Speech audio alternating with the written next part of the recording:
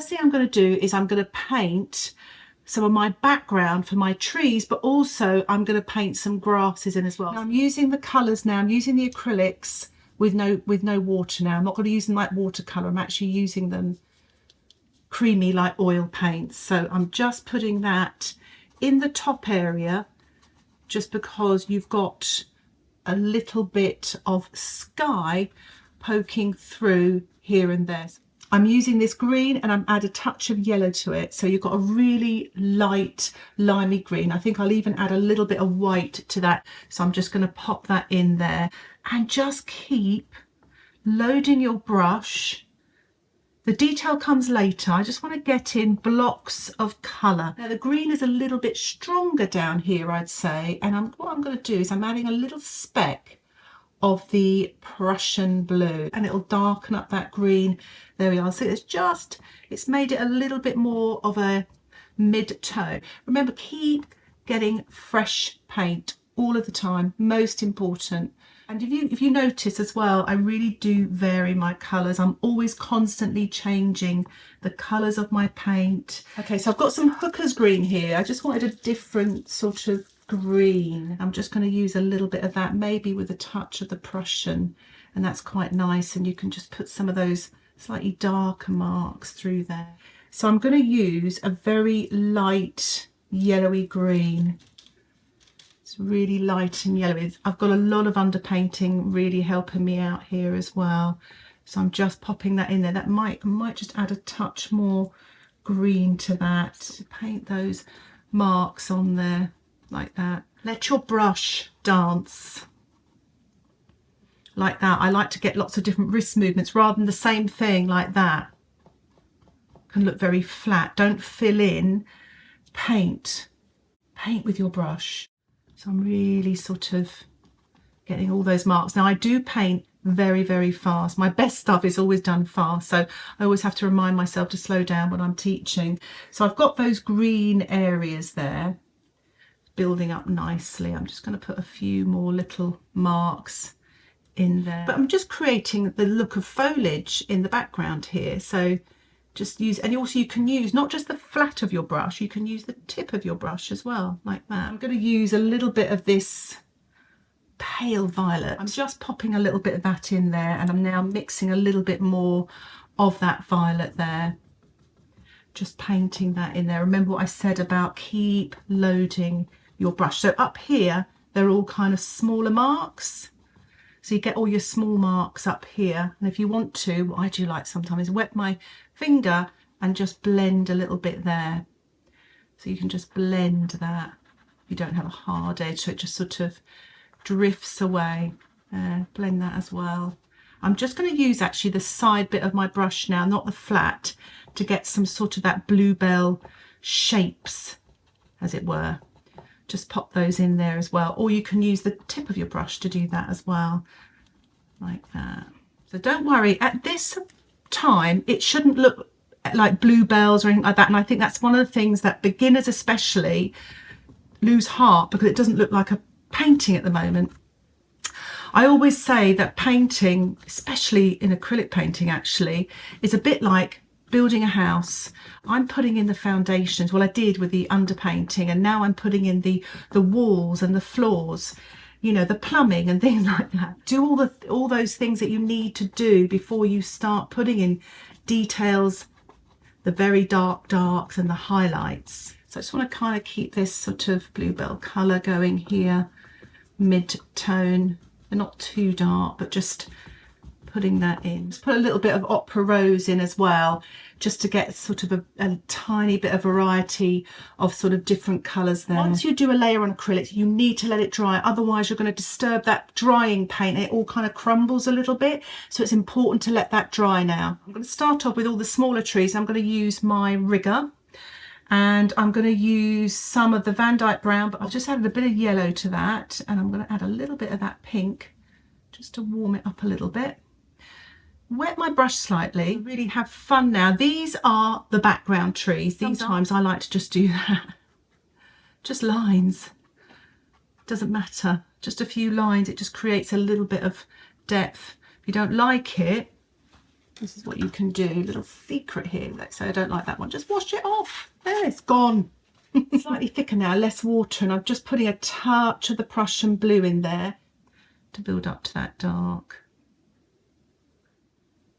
And just sort of soften that bottom of that tree there. You can see already how it's coming to life. There's one just sort of going across like that. And there's a few more over here. There we are. Right, so I'm going to give my little brush a rinse. The other thing I was going to do to show you, using a plastic card, you can do smaller branches as well, like that. And you're just using a printing method. So you can just do that like that. It just gives you very thin lines, so it's quite nice to do. And also you could use it for doing some thinner trees as well. The other thing is the little wooden pegs. Just paint that on there like that, because some lighter bits aren't there. You can just do that on there. So just paint like that. It's quite a good way of getting some light onto your trees as well. And it's fun. I will add a little bit of black now to the brown. What I've decided to do is I'm gonna have it leaning slightly, but not as big of a lean, not as sharp, and just bring that down into the bluebells there. I've got a little bit off pieced. You don't see me panicking, do you? No, don't panic, never panic. Always just sort of think you can rectify it.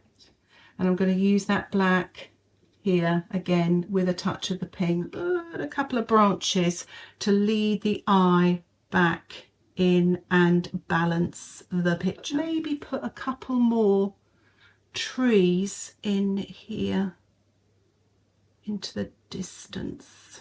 What you could do, little trick for you here as well, is you could turn this upside down, because sometimes it's easier to paint coming towards yourself. Just putting a few more marks through there. In fact, it's so much easier, it really is. You can see I'm loosening up a little bit more. Put some light bits on, because there are some lights in those trees. So I'm going to go back in with the yellow, a little bit of pink, and a touch of the white, maybe a bit more pink. Just want a warm light colour, like the sun is hitting. And you can, it might actually be too light actually. Oh, it's okay, it's all right. Just putting a little bit of light on the edge of these trees, because the trees are a bit damp still, and what I'm going to do is just blend that. The light's coming from the left, there we are. That one there as well. Just sort of softens things as well. Lovely. I've given my painting a blow dry. I've changed my water. Really, two important things. I'm going to swap to a 1/4 inch brush, because I just want to get some smaller marks on my bluebells. I'm going to use some of this lovely light violet here and just put in some marks right at the top. In fact, I might put a little bit of pink into my violet there. There we are. And enjoy it. So I'm just putting this colour down here. It's where the lights come in the trees down here. Slightly goes a bit bluer from here to here. This area here is a little bit bluer. So I'm just putting some bluer purpley marks in there. But you remember I was saying earlier as well, it's just about varying those colours, mixing up the violet, the cobalt blue, touch of pink, and keep changing it. I'll give that a blow dry, and then I'm going to work into some of the greens. Just putting a few little greens or light greens in there. Sort of doing some sweeping brush strokes now up into the bluebells, sort of getting a bit of a darker tone in there.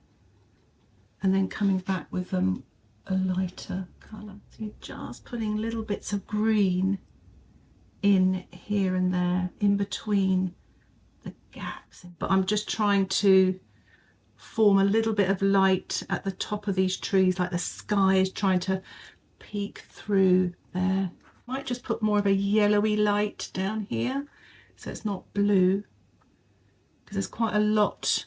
So I'm using the white and the yellow. There's quite a lot of light here. But what I'm trying to do is just capture the essence of that, the light of that. Again, you can use the flat, the tip, the side of the brush to get lots of different sort of marks. So I'm just going to put a lovely light greens through here as well.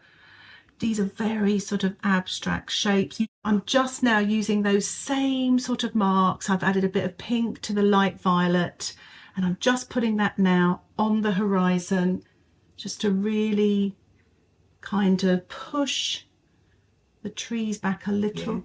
But I've sort of got into this kind of just putting on lights and colours and just in an abstract sort of way. So it's sort of a nice freeing up way of painting. That's a very lilac sort of colour, the first one. I've actually added a little bit more blue to that. So I'm concentrating a lot of my light around here. Really using a bit of artistic license. I'm trying to bring the eye down here. So I'm going to leave it there and just start putting in some lighter greens here and there. Just putting little dashes of yellowy green grass here and there as well. There's quite a lot around here. So just popping that in there as well. Little bits coming through here. I mean, you can go on and on. It's like it's literally painting blades of grass, isn't it? So you need to water down your acrylics a little bit and then just give it a little spatter like that. And it just gives it a bit of texture, but it does need to be watery. There, isn't that pretty? That's so nice. It really kind of gives it a little bit of sparkle. You don't have to do this, by the way. It's just something, it's always part of my process to do. And it kind of finishes it off nicely. But I think I might give the green a little bit of a go. And just put a touch of that on. It's quite nice there. I'm going to put a touch more, little bit here. Just, oh, there we are. Just really lovely, lovely highlight just there. I'm going to leave it there. If you have any questions about what I've done in the tutorial today, put them in the comments section below. If you like these acrylic videos and you want to see more of them, please subscribe to my YouTube channel and you'll get updates of my latest acrylic videos and my watercolour videos. Thank you again for watching. Happy painting. Bye for now.